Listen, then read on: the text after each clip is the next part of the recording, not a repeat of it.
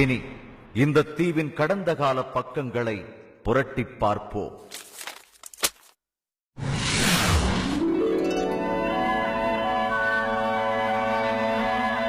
தென்னிந்தியாவிலும் இலங்கையிலும் 28,500 வருடங்களுக்கும் மேலாக மக்கள் வாழ்ந்து வருகின்றனர் என்பதற்கு ஏராளமான சான்றுகள் கிடைத்துள்ளன.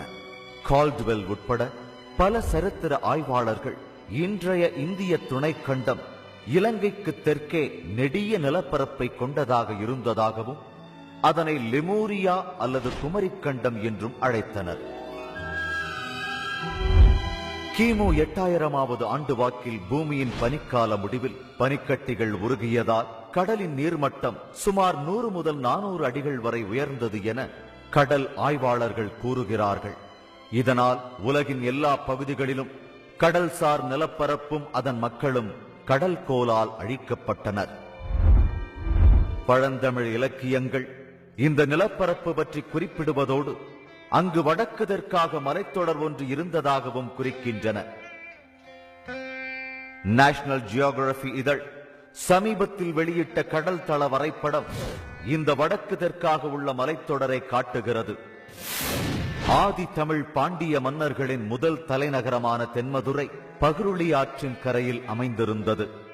கடல் நீர்மட்டம் உயர்ந்து இந்நிலப்பகுதி மூழ்கிய போது தங்கள் தலைநகரை குமரி ஆற்றின் முகத்துவாரத்தில் இருந்த கபாடபுரத்திற்கு மாற்றினார்கள்.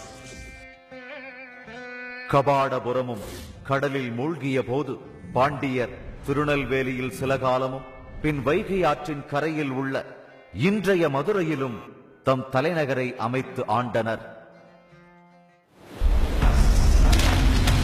இன்றைய அறிவியல் சான்றுகள் இலக்கிய சான்றுகளுக்கு மேலும் வலு சேர்த்துள்ளன. இவை இலங்கைக்கு தெற்கே குமரிக்கண்டம் அல்லது லெமூரியா இருந்தது என மேலும் வலுவாக நம்ப வைப்பதோடு இலங்கை அக்குமரிக்கண்டத்தின் ஒரு பகுதியே என்பதையும் நிறுவுகிறது. பல சான்றுகளை கொண்டு நாம் தோராயமாக தென்மதுரை கிமு 4500 துவாரகை கிமு 4000 கபாடபுரம் கிமு 1000 பூம்புகார் கிமு 500 மூழ்கின என நம்பலாம். இலங்கை சுமார் கிமு 1500 வாக்கில் தனி தீவாக பிரிந்தது.